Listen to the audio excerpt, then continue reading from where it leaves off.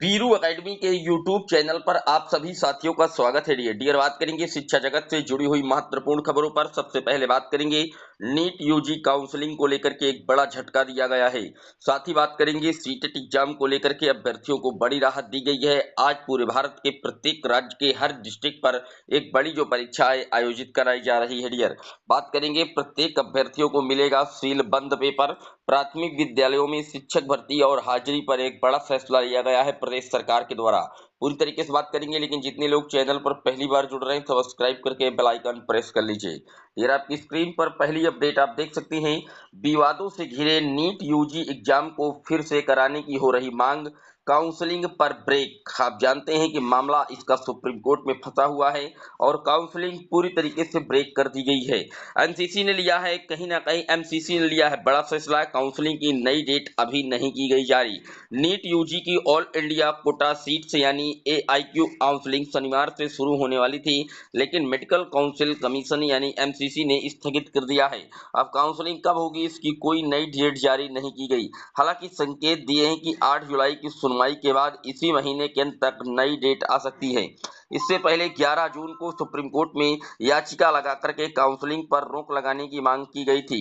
Justice Vikram नाथ की और justice Asaduddin ने ये सुनवाई के बाद काउंसलिंग पर रोक लगाने से इनकार कर दिया है। तो आप देख सकते हैं पेपर लीक को लेकर के जो नीट यूजी की काउंसलिंग है उसको फिलहाल अभी स्थगित किया गया है, उसकी कोई डेटें नहीं आई हैं।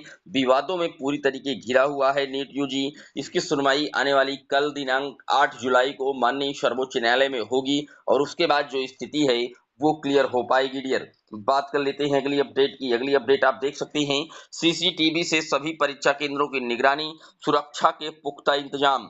आज 121 केंद्रों पर होगी सीटेट की परीक्षा। प्रयागराज से ये खबर प्रकाशित हुई है। प्राथमिक स्तर की शिक्षक भर्ती के लिए और जूनियर स्तर की शिक्षक भर्ती के लिए सीटेट पेपर 1 और सीटेट पेपर 2 क्वालिफाइड करना आवश्यक है और ये एक प्रवेश पात्रता परीक्षा है शिक्षक भर्ती के लिए और उसी का आयोजन आज करवाया जा रहा है। इसके लिए अभ्यर्थियों को विशेष राहत भी दी गई है। 3 विशेष ट्रेनें भी इसके लिए चलाई गई हैं और कहीं ना कहीं जो इंतजाम है परीक्षा का वो पूरी तरीके से पुख्ता किया गया है। हालांकि मैं आपको बता दूं सीबीएसई के द्वारा ये कंडक्ट करवाया जाता है सीटेट का एग्जाम, लेकिन ये एग्जाम फिलहाल कोरोना टाइम में एक बार ऑनलाइन करवाया गया था, लेकिन उस पर धांधली की खबरें ज्यादा आई थी क्योंकि महीनों वो एग्जाम चला था। इसलिए पुनः जो है सीबीएसई ने इस एग्जाम को ऑफलाइन मोड में कंडक्ट करवाने का निर्णय लिया और ऑफलाइन मोड में एक ही दिन में पूरे भारत के प्रत्येक राज्य में जो परीक्षा है वो कंडक्ट हो जाती है। डियर बात कर लेते हैं अगली अपडेट की। अगली अपडेट आप देख सकते हैं हर अभ्यर्थी को मिलेगा सील बंद पैकेट में प्रश्न पत्र। यूपीपीएससी ने लिया है महत्वपूर्ण निर्णय। अभ्यर्थी अपने हाथ से खोलेंगे पैकेट। अन्य आयोगों की भर्तियों में भी इस नई व्यवस्था को लागू करने की है तैयारी। उत्तर प्रदेश लोक सेवा आयोग की भर्ती परीक्षाओं में प्रश्न पत्रों की सुरक्षा को लेकर के एक महत्वपूर्ण बदलाव किया गया है। आयोग की सभी परीक्षाओं में हर अभ्यर्थी को सीलबंद पैकेट में प्रश्न पत्र दिए जाएंगे और अभ्यर्थी सीलबंद पैकेट को अपने हाथों से खोलेंगे। अन्य आयोगों और बोर्डों की भर्ती परीक्षाओं में भी इस व्यवस्था को लागू किए जाने की तैयारी की गई है। तो आप देख सकते हैं एक एक जो पेपर है वो सील किया जा रहा है ताकि नकेल लगाया जा सके नकल माफियाओं पर। यह भी बताया जा रहा है, आप देख सकते हैं कि 5 घंटे पहले तय होगा कि किस प्रश्न पत्र से होगी परीक्षा। प्रतियोगी परीक्षाओं में पेपर लीक से रोकने के लिए लिया गया कड़ा फैसला।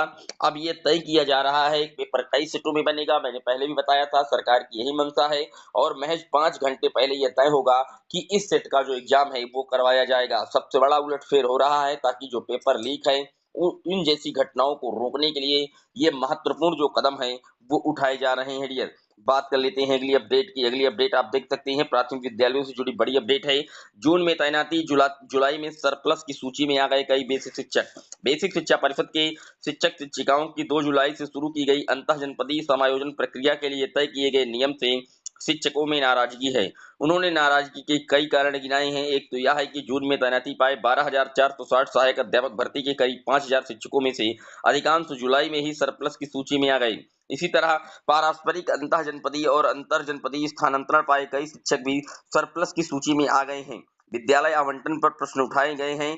कि अधिक शिक्षकों वाले विद्यालयों में तैनाती क्यों दी गई है। तो आप देख सकते हैं जूनियर शिक्षकों को सरप्लस दर्शाने से शिक्षकों में नाराजगी है और कहीं न कहीं जो ट्रांसफर है, आवंटन है, इसको लेकर के जो रोष है, वो शिक्षकों ने प्रश्न चिन्ह लगा दिया है पूरे सिस्टम पर। बात कर लेते हैं अगली अपडेट की। अगली अपडेट आप देख सकते हैं, शिक्षकों और कर्मचारियों की डिजिटल उपस्थिति कल से। परिषदीय विद्यालयों के शिक्षकों में नाराजगी, करेंगे विरोध। आप जानते हैं कि जो ऑनलाइन अटेंडेंस है, फेस देख करके वो लगा दिया गया है उत्तर प्रदेश के परिषदीय विद्यालयों में। अब वहां पर जो शिक्षक हैं उनकी भी ऑनलाइन जो हाजिरी है दर्ज होगी, साथ ही जो वहां पर पढ़ने वाले छात्र हैं उनकी भी ऑनलाइन हाजिरी दर्ज होगी। और ये एक कड़ा कानून बना दिया गया है, मुख्यमंत्री जी के द्वारा नकेल लगाने की तैयारी की गई है, क्योंकि कुछ सरकारी जो शिक्षक हैं वो विद्यालय नहीं आते या लेट लतीफी से आते हैं, हफ्तों में आते हैं। तो इसके लिए एक बड़ा जो उलटफेर किया गया है। फिलहाल जो शिक्षक हैं वो इसका विरोध कर रहे हैं, लेकिन निश्चित तौर पर आप ये मान लीजिए कि ये बड़ा कदम है। सरकार की जो मंशा है पूरी तरीके से क्लियर कट और साफ हो चुकी है कि आपको विद्यालय में पहुंच करके जो अपना काम है वो सुचारू रूप से करना होगा डियर। ये था डियर शिक्षा जगत से जुड़ा हुआ दैनिक वीडियो। कैसा लगा कमेंट जरूर करिएगा। चैनल पर जितने लोग पहली बार जुड़ रहे हैं सब्सक्राइब करके बेल आइकन प्रेस कर लीजिएगा।